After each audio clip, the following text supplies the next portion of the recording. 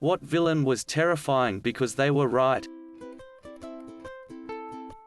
Magneto is my favorite villain of all time.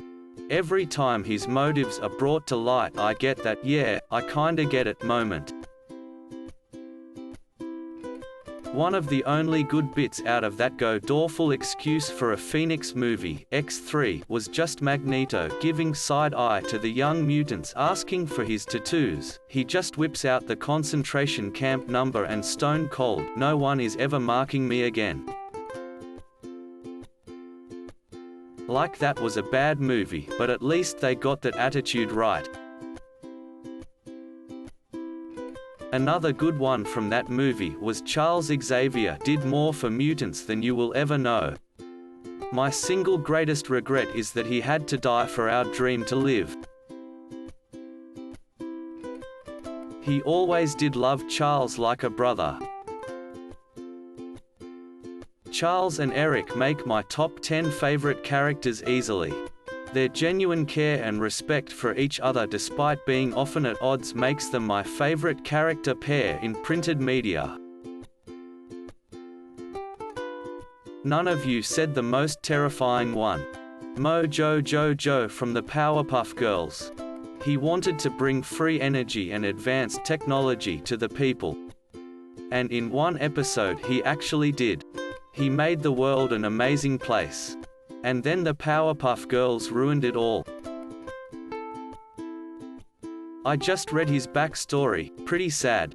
The professor accidentally created him by spilling chemical X on him. He was a lab assistant at the time, but then after the Powerpuff Girls were created, the professor eventually neglected Mojo and left him to live out on the streets. I never even realized he had a backstory. That's really sad actually. There's a whole episode about it. The professor invites Mojo back into their life and is tricked by Mojo into giving him powers like the Powerpuff Girls. Then he turns on them and tries to take over the town. I thought Mojo was the professor's pet monkey who, while misbehaving, spilled some chemical X on himself and the cauldron with the Powerpuff Girls mixture. Yeah, because the end of the episode was him saying over and over in a daze, "I created the Powerpuff Girls?" LMFAO. I don't remember this, but visualizing what you said has me laughing. I will remember thinking that was fucked up even when I was young. Mojo is literally just doing his time and the Powerpuff Girls break into prison and beat him until he's crying on the floor. Mr. Wilson from Dennis the Menace. The live-action movie has one of those random scenes you see as a kid that sticks with you your whole life. Mr. Wilson has been cultivating this flower that takes like 40 years to bloom and then dies in 10 seconds. At the moment it's going to bloom, Dennis causes a ruckus and Mr. Wilson misses the blooming he's been working his whole adult life for. Looking back, that's like one of the most disturbing moments I've seen on film, partly because it gets more relatable as I get older. I mean, damn, 40 years. As soon as you mentioned the live-action version, that's the scene that came to mind. I think it was so memorable because all the other shenanigans that happened, he yelled at Dennis, but this time he didn't. I had to rewatch the scene for the quote, but "you took something from me that I can never get back. Something that means more to me than you ever will. I don't want to see you. I don't want to know you. Get out of my way." That's real. Those are the words of a heartbroken man. Count Dooku just straight up told Obi-Wan that the Sith control the Senate.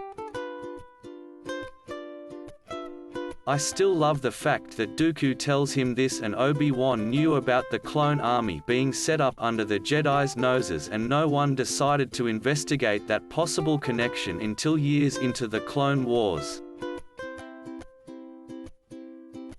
Dooku is a really nuanced character. Even though he was Sith, he never fully submitted to the dark side. He also recognized the Jedi had become ineffectual at solving problems and the Republic was bloated and corrupt. He was an idealist that wanted what was best for the galaxy, even if that meant joining the nemesis of his old order. Edit. Obviously this was his original motivation and intention before he truly became an evil tyrant. I'm not saying he's a good guy or this is somehow vindicating. It's just a classic case of someone having decent intentions and screwing it up with terrible execution. Hence his lack of yellow eyes. Still was a murderer, though AMD clearly enjoyed it. I don't know if he enjoyed killing as much as he enjoyed the art of dueling with a lightsaber, since he was basically a lightsaber purist. Killing was just a necessity. This is why I like him so much. What a cool Machiavellian old-school duelist. Badash. If you wanna go even further, in the Clone Wars, Maul straight up tells Ahsoka that Anakin is the key to Palpatine's plan and the only way to stop everything going to stuff is to kill Anakin. Stay tuned for part 2.